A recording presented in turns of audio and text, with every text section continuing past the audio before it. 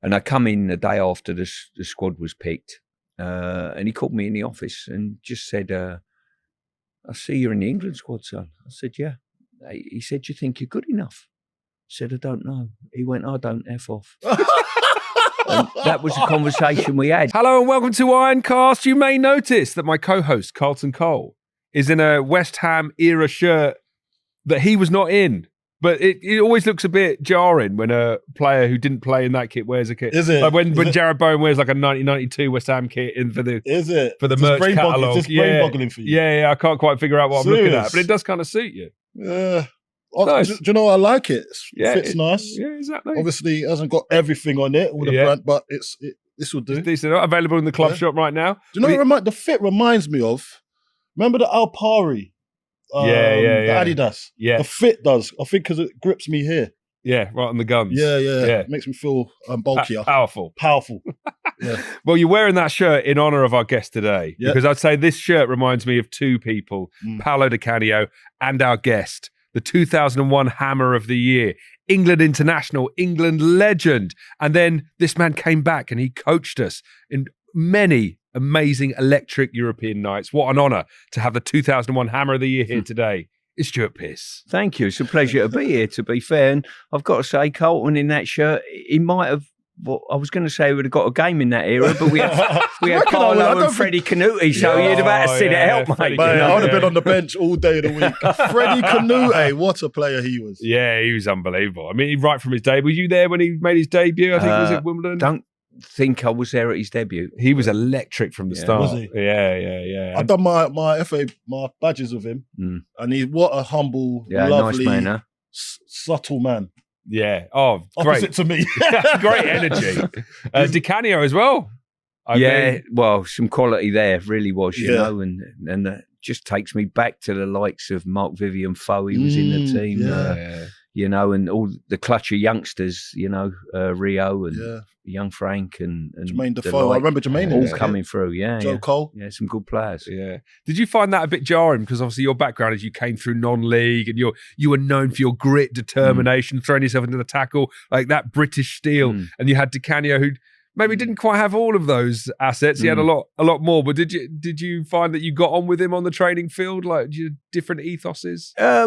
No, he was very professional. So I think we had that in common. You know, he was pretty professional. And I always used to say to Harry, in every training session, put me on the opposite side to Paolo because his feet were so quick. I wanted to test myself. So you knew if you could deal with those feet going as quickly as they did in training on a Saturday, you never face feet as quick as Paolo's. On a Saturday. So it was fantastic to have in your squad and alongside you, you know, some player and capable of absolutely anything from the ridiculous to the fantastic, you know. You caught him at the end of your career, his career. End of his career, I was at Charlton on loan under Alan Kirbishley.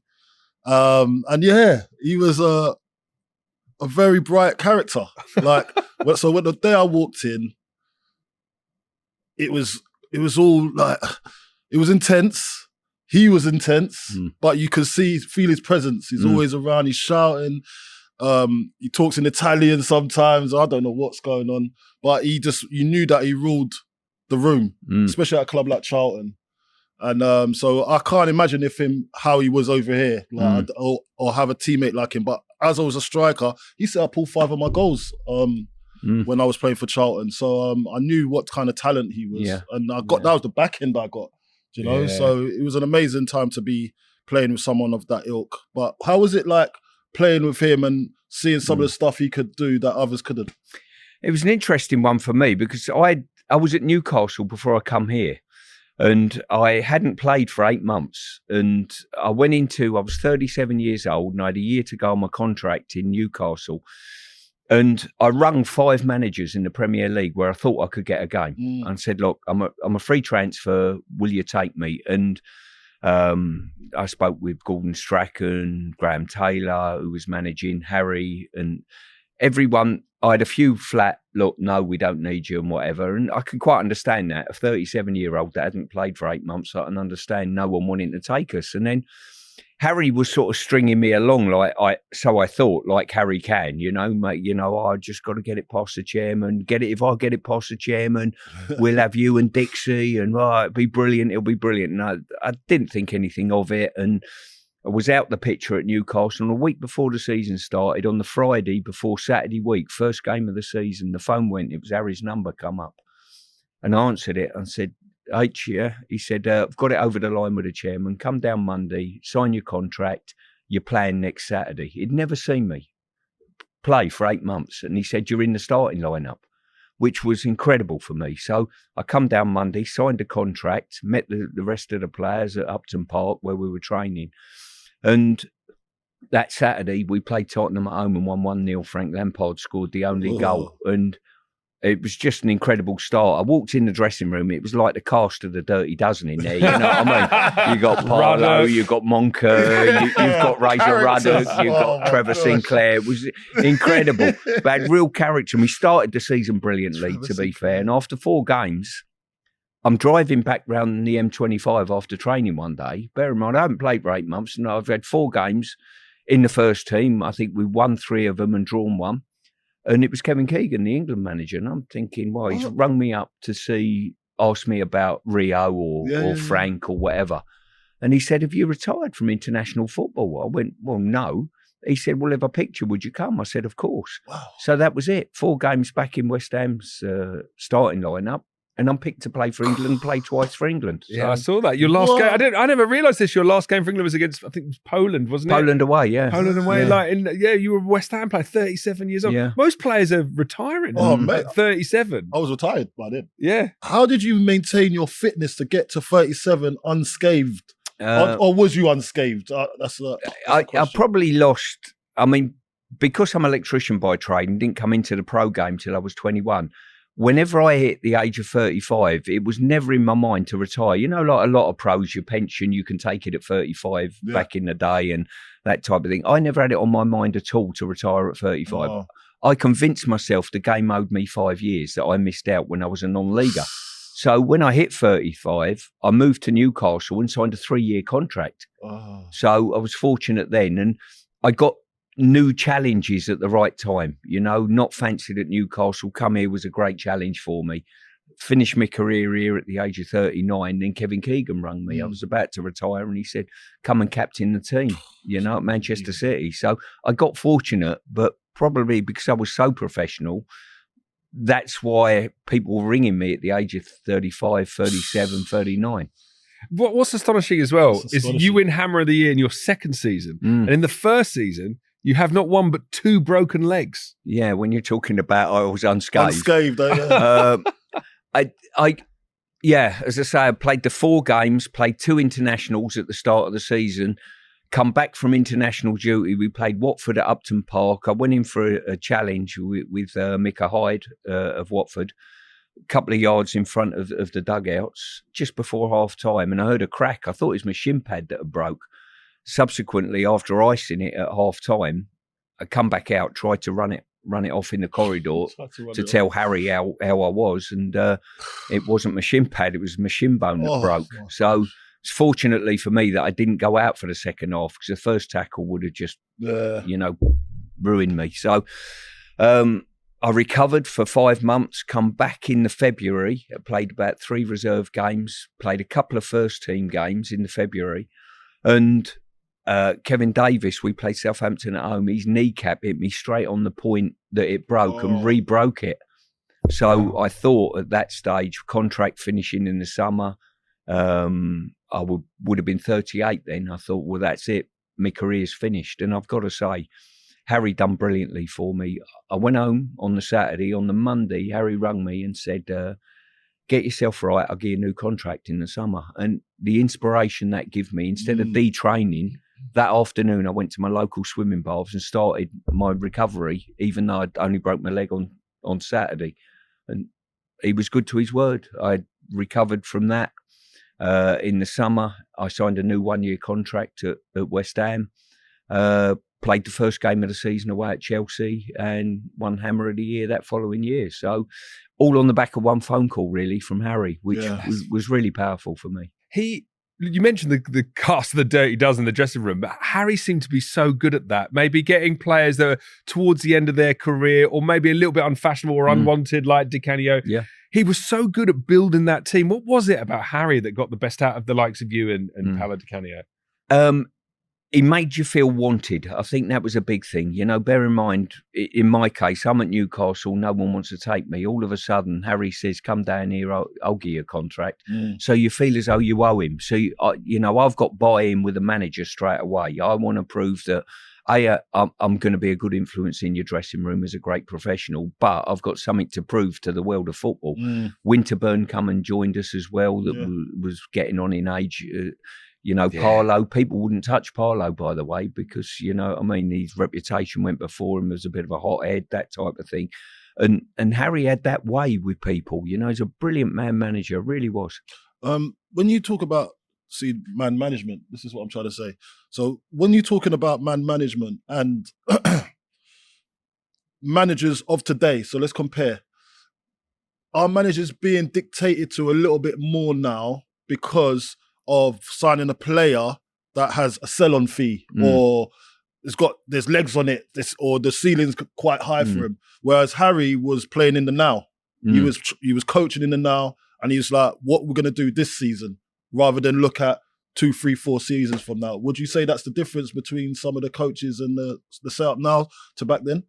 I think the game's totally changed. You're dealing with much bigger squads now, so it's tougher now trying to balance everything as such. You pick 11 and you've still got probably another 20 outside the team that are a touch disgruntled. So that it comes into the mix as well.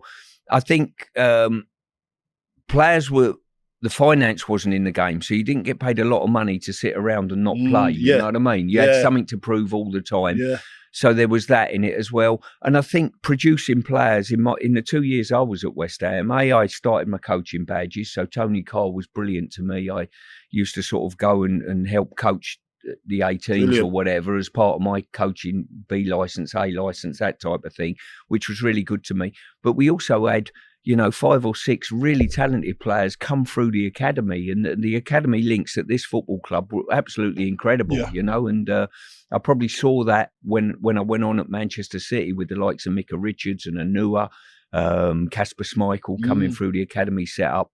But West Ham probably done it better than anyone in that period with Rio, Michael Carrick, Joe Cole, Jermaine Defoe. Quite incredible, Frank Lampard. You wouldn't get a clutch of players like that coming through. Maybe United in 92 with the Beckhams and Scholesy and whatever, but West Ham were fantastic because they were coached really well at academy level by Tony at the time. So speaking of managers, your first Football League manager had a big West Ham connection because it was Bobby Gould, who played 51 times for West Ham in the mid-70s, and he was at Coventry. I think you were at non-league Wealdstone at the time.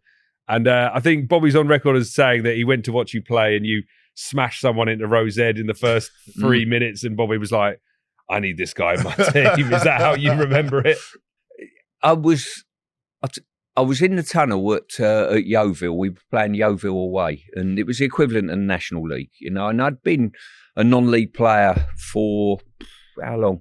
Well, put it this way, I played 250 non-league games before I come in the pro game. So, yeah, so I was 5.5 seasons at Wealdstone. So, I'm in the tunnel, and one of the centre halves who was playing for us tapped me on the shoulder and went, Coventry are here watching you tonight, so you don't think much of it. You think, well, I'll go out, I hope I have a good game.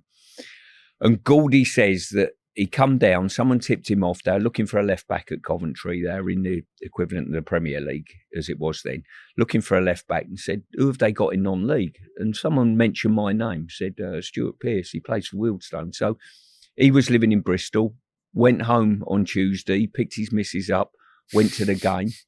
And he said, on about 40 minutes, I was sat there about 4 rows back, my missus was sat next to me, and you've cut the winger in half, and he's gone over the barrier, he's gone over 3 rows and landed on my missus's lap. He said, we've put him back on the pitch. He's looked at his missus and went, come on, I've got a left back. So that's the story Goldie tells. So on that was a Tuesday night. On Wednesday, they agree a fee of 25,000 quid for me to go from non-league to whatever. Friday morning, I go into Brent Council and resign, say goodbye to all the electricians. I've finished my apprenticeship by 6 weeks then. So I said goodbye to everyone. My boss said to me, look, we'll keep your job open if it don't work out. So I said, thanks. So I had something to fall back on. On Monday, I played on Saturday against Basildon in the FA Cup for Wealdstone, my last game. Didn't realise the impact of that. That was in September until we were drawn. Coventry were drawn against Manchester City in the third round proper, and I'm cup tied. So I was absolutely gutted. So on the Monday, I went up to see Goldie. So I packed my council job in and said goodbye to Wealdstone.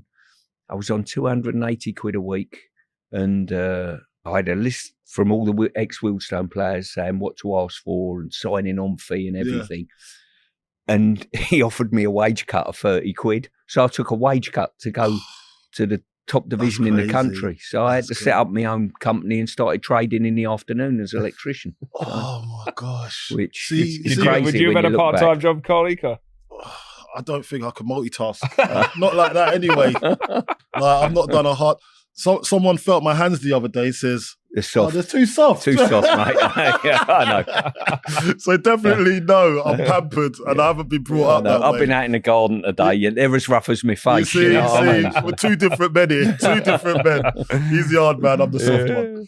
I was thinking about, because you came in and we'll talk about the brilliant job you did when you were coaching West Ham, and I wondered how much you took from all the amazing managers you worked under. We'll start with Brian Clough at Forest, one of the most legendary characters in the English game. How did you find Brian? What did you do? Was there anything when you were playing that you consciously took off the way he kind of managed his team? Simplicity of how he managed. He didn't overcoach. There's very little coaching going on, but when he said anything, you hung on his every word. You come in and the team haven't played well, and you're waiting for him to come after you, and he goes, I'll see you Monday. And you go home and you just think about it all weekend. Or I remember I played at Oldham away, and I was bloody useless. And he come in at half time, and I'd had a stinker. And he went, if you play like that again in the second half, I'll send you back to non-league, son. So, you know what I mean? So it's really powerful. I love it. I love Clough stories. Little things, I used to go to ground a lot, slide tackling and stuff like that. And just little things, stay on your feet. And I got sent off for the first time ever in my career at Leicester away in the League Cup. 2 bookable. When I say bookable, I should have been put in Ballstall for both challenges. They were outrageous. The first one, I was half trying to rough him up a bit. The second one, Cloughy said, can you keep out of trouble? Second half. I went, 47 minutes on the clock. I mistimed it on the same kid and I'm off. I walked in, refused to speak to me for a week. He said, if you let the team down now, when it really counts, you'll let the team down. And that's unacceptable. And that taught me a brilliant lesson. I'd played, some people try to revere being tough and hard and all that nonsense and getting sent off. And to be fair, I had a big rear up with in the dressing room one day with John Moncur. We played Middlesbrough here and diversify a little bit. We played Middlesbrough at home and Ince was having a quiet game. John Moncur come off the bench. First thing he does, roars straight into Ince and upends him, thinking it's clever. So Ince gets his back up and starts playing and starts putting himself around. So we come in the dressing room after the game and said, what are you doing? I said, what have you gone and done that for? It's provoked him. He said, well, you can talk. I went, no, I do it for a reason, to quieten them down. You've come on for your ego and your bravado, John. So we had a bit of a tat-a-tat, but that's why I only ever got sent off 5 times in 1,000 games. Because it's bad, it's smart with it. How many red cards did you get? 2 or 3. 2 or 3, yeah. It was only high feet. It wasn't it was clumsiness with anything. Yeah. I was never that type of player to do something if there wasn't something at the end of it, or just doing it for myself. I was always about the team first, so I can understand what you're saying. Yeah. So you were doing it because you needed to cut someone down because he's having a great game. But when someone else does it and they're doing it for their ego, and then it's actually flaring the other player up because he knows you're not like that, and now you've made them feel, oh no, I've got to get into the game now. It just messes up the whole flow of the game. Yeah. So Pearce was doing it in the right way. And Cloughy taught you as many life lessons as Yeah. he did anything else. How to conduct yourself as a person. I joined him when I was 23 years old, and he left the club when I was 31. So a real informative part of my career. And he taught you life lessons, how you have to conduct yourself and look after people and that type of thing. Fantastic. I was speaking to Sean Dyche. Yeah. He's a character, isn't he? Brilliant. Like, he speaks so highly of Cloughy. And also, I was watching a podcast with Des Walker on it the other day. That was interesting, the way he speaks about Cloughy. But now, like when I look now and I look around the Premier League and the managers, and most managers, if they're any good, they have disciples. As in, they have players that played under them or been around them coaching, and then they go off and do their thing, and then they become successful or they become managers. Dyche always says that he got so much out of Cloughy. And do you see any disciples of today of Cloughy's era? Martin O'Neill's one. Martin, Dyche, definitely. You can't not work for him, even for a small period of time. Even Roy Keane would have learnt a lot from him. He was fortunate, Roy, maybe he worked with Cloughy and Sir Alex, but nobody, you can tell the players that all work with Cloughy, the humility that all the players have got that come through Forest, because he wouldn't accept you getting above your station. He just wouldn't accept that, and he'd bring you down if he felt as though you were that way inclined. He didn't he, when you got called up for England, didn't he say, "You're not good enough"? Is that what he would say? He would say something like that? Or? I was called into his office. I was picked. Bear in mind, Kenny Sampson was injured, so he was having an ankle operation. So I was the only left back picked in the squad. And I'm thinking, 3.5, I was still trading as an electrician and advertising in a programme at Forest. And I've been picked for England. And the two games coming up, Brazil at Wembley, 100,000, and Scotland away. So incredible games. So I'm thinking to myself, wow, this, you're doubting yourself, am I good enough, And I'd been with Cloughy 2 years now, and one of those as his captain. And I come in the day after the squad was picked, and he called me in the office and just said, I see you're in the England squad, son. I said, yeah.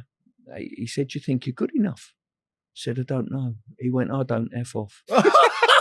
And that was a conversation we had. Just like that? That was it. That was word for word, by the way. I've not embellished that at all. That is word for word. So it was just... What do you make of that when he does that? Is that endearment? Because sometimes it's like endearment, sometimes it's, oh, well done, son, or... Yeah. Trying to keep your feet on the ground. Trying to keep your feet on the ground. It was, we pay your wages, keep your feet on the floor, don't get above your station, that was it. But at the time, you probably don't realise that. Your ego's up, and, I got up and left, and you know what? It was incredible psychology for me, because I had someone to prove wrong. Yeah. From being nervous, am I good enough? And you're going to meet up in a month's time with Shilton and Robson and Hoddle and people that you think, geez, oh. And, I'd done my apprenticeship as an electrician in the borough of Brent, where Wembley is. So I know Wembley. I used to work in the stadium as a 14-year-old in the bar and all that. So to actually go there and represent your country was incredible, But that's amazing. Cloughy was clever with that, I think. And you go from Cloughy to Bobby Robson. Two titans of English football, but like completely different management styles.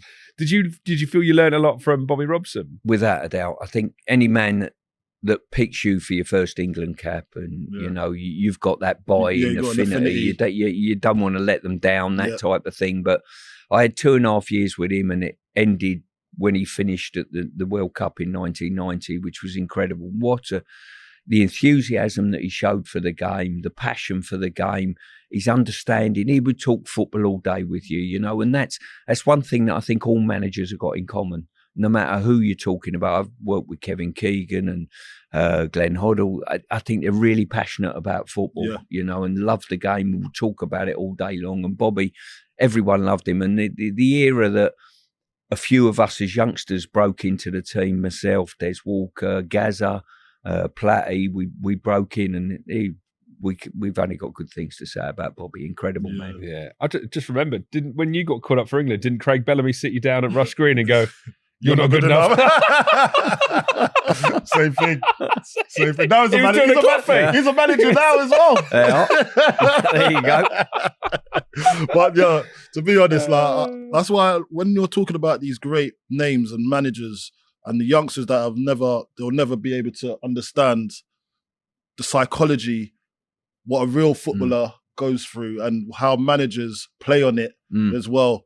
And it's just subtle sounds, subtle things that brings you back down to earth and keeps you in your box, you know? And these guys were very skilled at it because this was not the days of the computers, the phones, even the Instagram, Twitter. There was nothing to do with that. That's not how you communicate. You communicated from human to human and you read how a person's going to react or how he's going to react in the future. So that's why these guys are geniuses as managers. Yeah, it's just understanding individuals. It's one size doesn't fit all either. No, you can't say things to certain players, and you've got to pick your players. You've got to get to know the players. I've found that out in my time. Yeah. I mean, I had a perception. Let's just say when I come in here first time to coach with David Moyes, I had a perception of what Marko Arnautovic was like.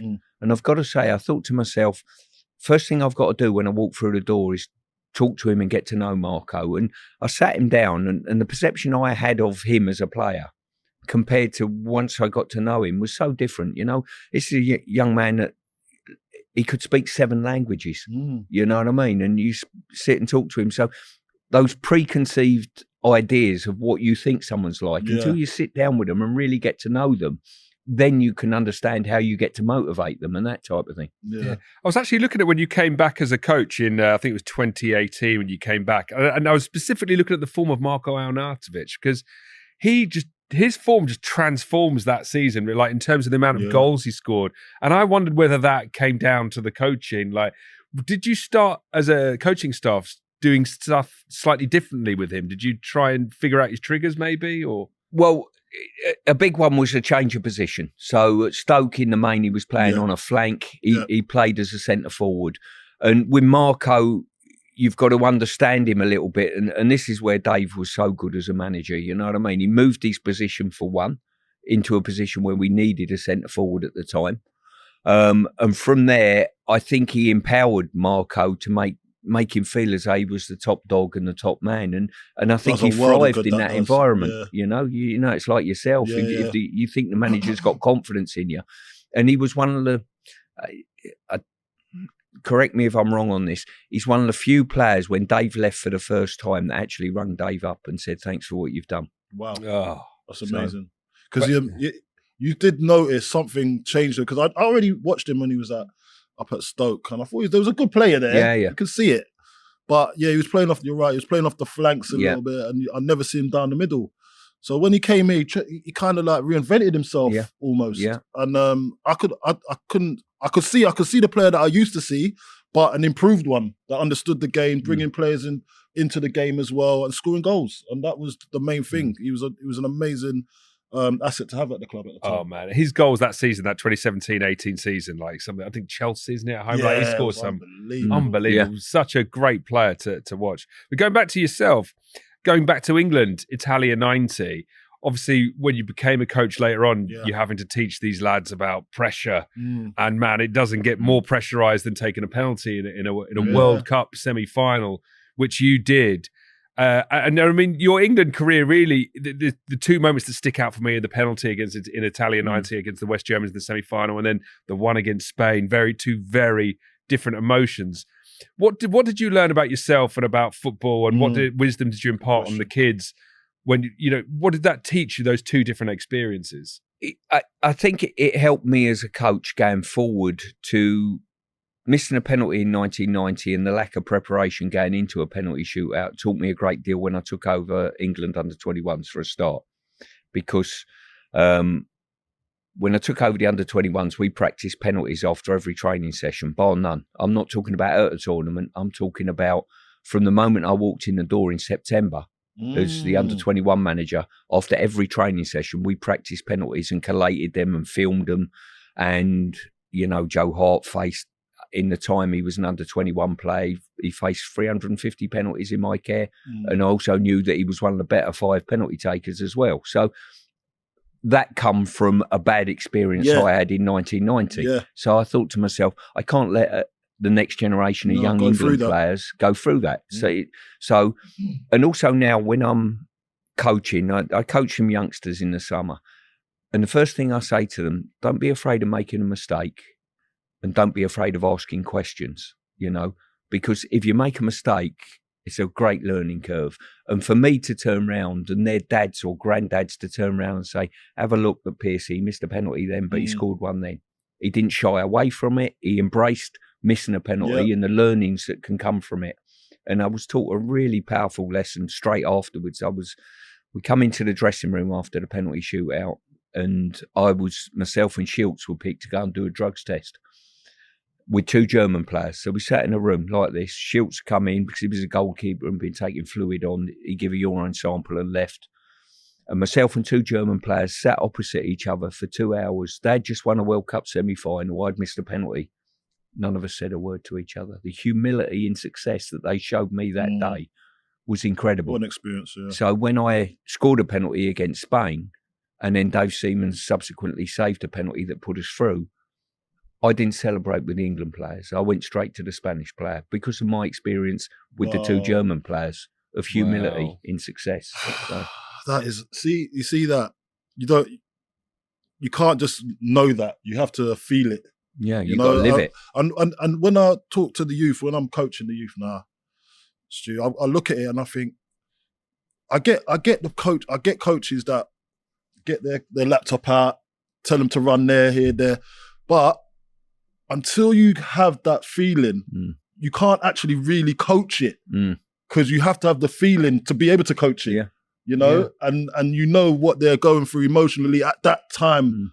Or even, as you're saying, when you saw an example of how to be after someone winning the World Cup or winning a game that's gone on to do well for that team, and then they've still got the humility to respect your presence. Yeah. That is a massive thing that you can't coach, you can't teach even. No. As I say, some people have a bad experience in life and shy away from it on a football pitch or in and around football. But for me, the learnings that are there, if you're prepared not to shy away from it and embrace it, somewhere down the line, however bad the experience is for you, it's like any football team. You lose on Saturday, it sharpens your focus. Yeah. You win on Saturday, you probably think, and you take your eye off the ball. It's a dangerous place to be. That's why I didn't get to your level. As soon as I score, I'm off for 2 weeks. I was going to name tag you, but I thought, no, I'll give you enough rope when you hang yourself. I needed you in my life at the time. Oh. I'm off for 2 weeks. I love that. In 2026, it's 30 years since Euro 96, which is mind-blowing. And looking back, the country got caught up in that tournament and the pride of the England team and the pride of the performances. And it felt like that went away for a long time. But it feels like now, since the Gareth Southgate era in 2018, 2020, it feels like the nation has recaptured some of what we had at Euro 96. Do you feel like that, having lived through Euro 96 and seeing the England team now? Yeah, I definitely do. I think all of that, the responsibility is down to Gareth. I think he come through the door in 2016 and we were rock bottom. I think the country was rock bottom. The affection from the press wasn't there. The affection from the fans wasn't there. It was rock bottom. And he grew that. I think if someone said to me, what's his biggest legacy as England manager? It's growing the connection with the media is incredible now. Yeah. The connection with the fans and the camaraderie in the camp itself with the players. They want to come up. I don't hear people making statements about our players saying they don't really care about playing for England. You can't level that at the likes of Harry Kane and Bellingham and Pickford. You can't. They've got a buy-in. You can see it from the outside. And listen, I'm an England fan, full stop. Whether I played or whether I didn't, I'm an England fan. And it's great for me to see. I cover it in the media now, but it's brilliant to see. And all of that's come from Gareth. And I think Tuchel's inherited a really good camp, make no mistake, but I think he gets it as well. Going back to your West Ham playing career, Stuart, like 2001, the game that broke my heart, you scored in, is the quarterfinal of the FA Cup against Spurs, because I just felt like this team, West Ham, especially in your era, were always capable of just pulling off a shock. And I think if we get into the semi-final, we could really kicked on. I remember us battering Spurs that day, but somehow we lost 3-2. I got to say, it was a great game. There was a good FA Cup run, which we were drawn away at Sunderland earlier in the tournament. One away up there, 1-0, I think. And it was a very good Sunderland side at the time, you know. And then we went to Manchester United and won there 1-0, I think. So all of a sudden there was a bit of momentum going. I think the first round we were away at Walsall that were top of the first division at the time. We won 3-2 in a really tough game as well to get through. Jimmy Walker in goal for Walsall that day. Was it? Yeah. So that when he got picked to come over to us. Yeah, I think yeah. So we had a really good run. Then we drawn against Tottenham at home. First home tie we got. And we played Chelsea on Wednesday night at home. And Harry said, I'll rest you for that. I said, no, I'd rather play. You know, I like the momentum of playing games. I rolled my ankle and had to come off in the game. My ankle was like enormous. And I thought, I'm done for Saturday. So I was with Johnny Green coming on the Thursday, and I knew how big the game was on Saturday. And Harry had ripped me off. And then I passed him in the corridor on Thursday afternoon, and he said, bad luck, innit? I said, I'll give it a go tomorrow morning. And he thought, it's impossible. You can't. You know, I was struggling. I couldn't get my boot on. My ankle was that big. And then I said to John Green, I said, how can I get through the game? What do you think? He said, we're going to have to strap it up so tight, we're going to have to glue it on. And at half time, we're going to have to take that strapping off and re-glue it back on. He said, I can't just put a strapping on to keep the swelling down because you'll never get through the game. So I said, well, do it Friday morning. Let me go out and train and see if I can get through a training session. So he said, all right. So I've run past Harry Friday morning, and Harry's looking at me and going, what are you doing? I said, I'm fit. And he's gone, it's impossible. You can't be. I said, I'm fit. I'm all right.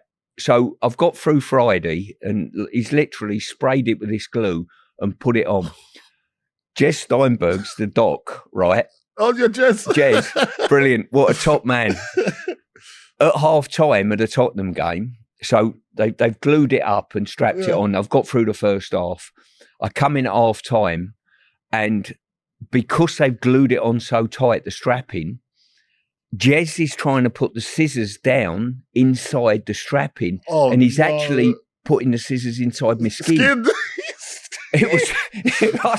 I said, I think he'd had a few drinks, Jez, at half time in the hospitality or something. I said, Jez, I said, you're inside my skin, mate. So in the end, he's managed to cut it off and then re-stick it, and I managed to get through the game. How, I don't know, but it was such a big game. We've ended up losing 3-2, and that would have put us in the semi. And you always think, what if? You know what I mean? How did you do that game? How did you do? I played well. Yeah, played well. Really well. You scored opening goal, played well. It was one of the kick. better games I think I played for West Ham. See what I mean? Like, I always got told sometimes if you don't put yourself through the pain, you don't get a reward at the end of it. Yeah. And there's a lot of times like that on the football pitch where you think you might have to come off, or you might get through it, and there'll be a reward at the end. Yeah, yeah. And I always told the youngsters the same. And that's a massive example right there. Yeah, you know? But obviously didn't win the game in the end. But you played well. But to miss the game would have been too much. You know what I mean? So, and I always used to empower the physios. I always used to say to them, whatever club I'm at. To be fair, it started in non-league. I've got to say, I played at Gateshead away for Wealdstone. Yeah. And I had an ankle that size. And I said to the physio, am I going to be all right? He said, yeah, just run around. It'll break the swelling up. That's what he said, honestly. I'm running around. I had another one. That's what he said. Unbelievable. I had another one as well. I played on a Sunday morning in goal for my mate's team when I was a non-league player. So, and we played away at Runcorn on Saturday. Yeah. Right? And I'd been kicked on the Sunday before on the side of my leg, and didn't think anything of it. So we trained Tuesday, Thursday non-league, just doing straight line running. So it was all right, but it was sore. So in the warm up at Runcorn, I'm out on the pitch. I thought someone had thrown mud at the side of my leg like that. Yeah. It was actually the fibia, the small bone had broke. I turned. That broke. So I went in, this was about 20 to 3. I went in to see the Wilstone manager and said, I think I broke my leg. He said, give it 10 minutes, see how you go. So I started the game. And after 10 minutes, I had to come off, had an x-ray on Monday morning. I broke my bone in my leg. Do you know what? Give it 10 minutes. Give it 10 minutes. Have a little runabout. Like, I think I've broken my leg, Gaffer. Do you know what that reminds me of? I had the same thing. Marcel Desailly snapped me from behind. Yeah. So I've just skinned him. I'm a young whippersnapper back then in training. And I just heard the floor just start to move and I could feel him coming. But, you know, like I wasn't experienced yet. You're supposed to like go with the momentum of it. Yeah. But I planted and he's gone bosh and he's done my fibula. Yeah. But I was like, nah, I'm all right, because I was going to be on the bench on the weekend. I said, no, I'm all right. I'll go again. Mate, I tried to run it off. I was limping like how you was, but you could still run a little bit. Yeah, you could. It doesn't fully go. Really? Yeah, because it's only the little bone on the side. Right. Then I said, nah, this ain't right. It doesn't feel right. And it started to swell. Yeah. But yeah, man, those are the days when you got the worst advice ever. I know. Eh? Break the swelling up. Break this swelling up. That's unbelievable. Or here's an orange, that'll help. Or where's the deep freeze? Oh my gosh. So you left the club in 2001 and then it was 2017 is when you returned. So did it feel like coming home to some extent? Like from the outside as a fan, it felt like you belonged to West Ham. You embodied our spirit as you want fans wanted to see. Can I say something? I thought you was actually here a lot longer. I know. When I came to the club, your name was still like held up. So I thought, okay, you must have played there for about 10 years going on that. Yeah. But it wasn't, was it? I know. I find that incredible, really. I've been here 2 years as a player, and most of that first season I was out with the broken leg. I find that incredible myself at this football club, that I'm synonymous with this football club. I mean, people say Pearce, well, he's Forest and West Ham. They're the two that people associate me with. And I was officially only here for 2 years. It's incredible, really, that I'm sort of, and it's not lost on me how sort of people hold me in esteem. And I almost think I don't deserve that, because I haven't contributed enough at this football club to have that bestowed on you as such. You definitely have, because the effect that you had whilst you were here has lived on. That's why. And the fans know it. Even us in the dressing room, we knew it. There was a standard, and you was that standard. Yeah, I've got to say, I was lucky to come in, that Harry took a chance on me as a senior player. Levels of professionalism have always been there with me as a player. Yeah. But how the supporters embraced me at this football club has been nothing short of incredible, I've got to say, and it's not been lost on me over the years. Yeah. And then, so coming back in 2017, did you recognise there many people still knocking about from your days as a player? Yeah, there was. Was it still Rush Green? Yeah. The other one, I was at the old academy site. We were there, and obviously Chad Relief. But there's still a lot of faces there. You know what I mean? Jimmy Frith was around, and a lot of people around the place. Pete, and these are good people. This club has really got its own DNA. There's certain clubs that have got a DNA, but not. There's certain clubs that really have. And I think West Ham, I think we've been fortunate to play for a club that's got a real DNA from the supporters to, once to you're the in, it's people hard that to work for leave it. or forget about it. You can't forget about West Ham. Yeah. Even if you've had a disastrous time, you'll always remember something to say, the club's not that bad, Do you know what I mean? I didn't have a good time here, but there's something about it. It's weird. I'm telling you, man. Because all the players I talk to, the ex-pros, they all say the same thing. Yeah. So 2017-18, you came in, and then you came in for a second stint on the coaching staff starting in 2020. And that was while COVID was really starting to kick off. So like quite a mad time really to come in and coach a football team. Oh, it was incredible. I was fortunate that Moyes come in and took the job. I didn't know Dave particularly well, but sort of when I was around working for England, if I saw a decent player, I rung up and told him about Jack Butland. And if I saw a good player that I thought would help him, sometimes I'd ring him and say, have a look at this one or whatever. And I would see him around. He has got the biggest work ethic of any manager that's ever managed in the Premier League. He's at games every night. He's incredible. Works 25 hours a day. Incredible. I used to see him around a lot when I was under 21 managers, and we always used to talk and got on quite well together, but nothing more than that. And then Alan Irving come in with him, and I worked with Irv at Newcastle. He was one of my coaches. So he was looking for somebody that had a West Ham connection at the club, and Irv mentioned my name. So that's why he brought me in with him, and I'm so pleased that he did, you know. And I've got to say, I joined Dave, I must have been in my late 50s, and it was an education for me to work alongside someone and be taught.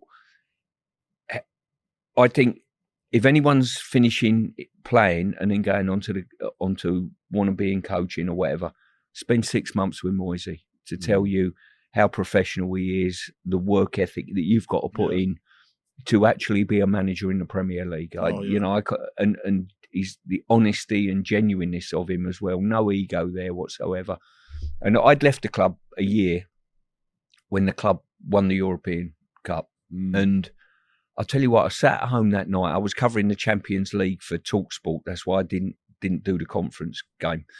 So I was sat at home and I just caught myself when the team won and everyone come on the pitch, and it was Moyes and his dad, and then Nobes, who was synonymous with it, and Deck, and the ex-players were on the pitch, and the supporters were all part of it.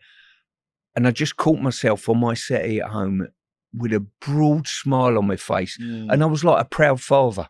Honestly, I weren't there and I'd left a year, but just because I knew the hard work that had gone in to get that trophy lift. And I was coaching with Moyes one day. We were training not far from here, just on the pitch.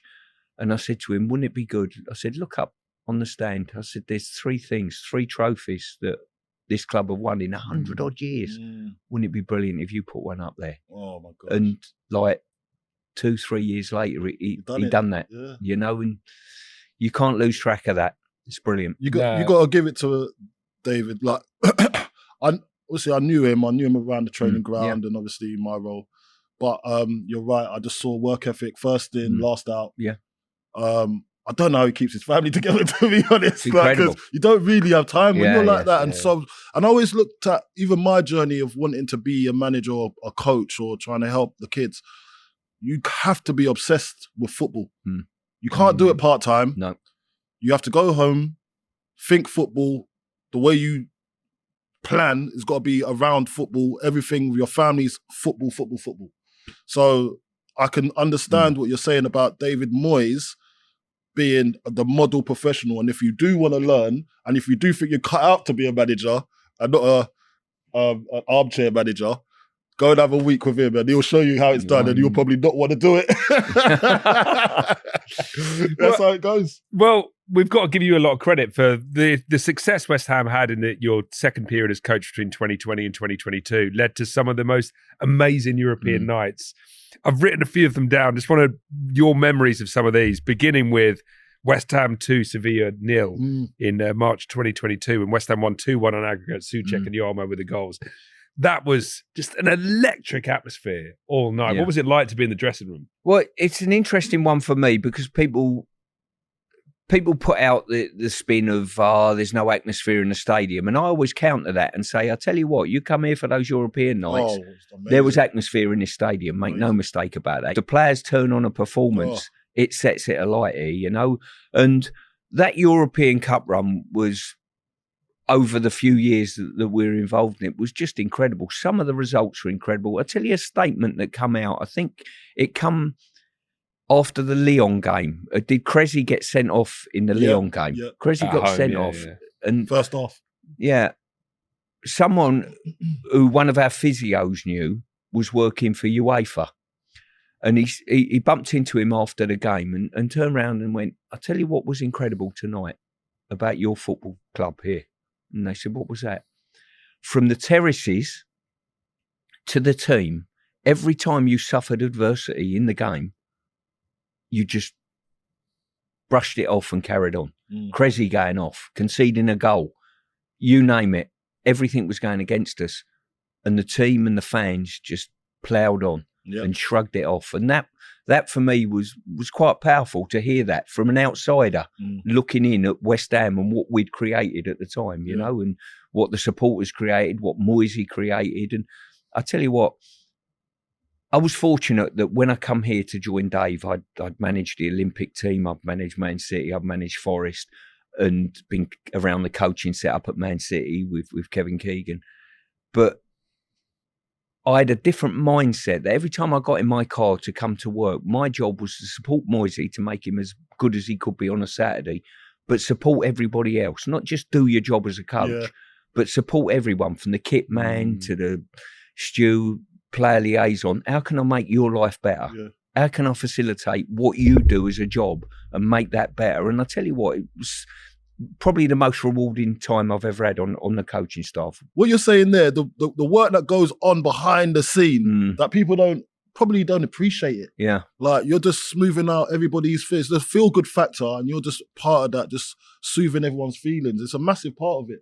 And on top of that, there's a sense of direction as well. So everyone's on the same page. Not everyone's there's not some people looking left, there's not some people looking right, everyone's looking forward. Tell you where we were lucky, Carlton, as well. We had a clutch of players, and recruitment played a big part in this, bringing Jared in, who's a solid citizen, Souček, Vladimir, and you got Dek, you got Nobes. You know what I mean? A clutch of players, Cressy, Jesse Lingard, Jesse come in, and that 6 months was quite incredible. The recruitment when Jesse come in, that 6 months when he was with us, brilliant for him, and he should have come back and stayed at this club.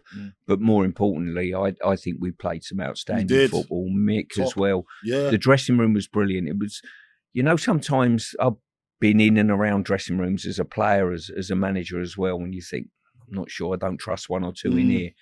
That was not the case with this West Ham dressing room at the time. All of them you would like to spend time with as human beings. Well, thank you so much, Stuart. Your performances as a player live so strong in the memories and minds of every West Ham fan who witnessed it, and then to come back and do what you did on the coaching staff as well are just memories and moments, just brilliant things that we will remember forever. So thank you so much, Stuart.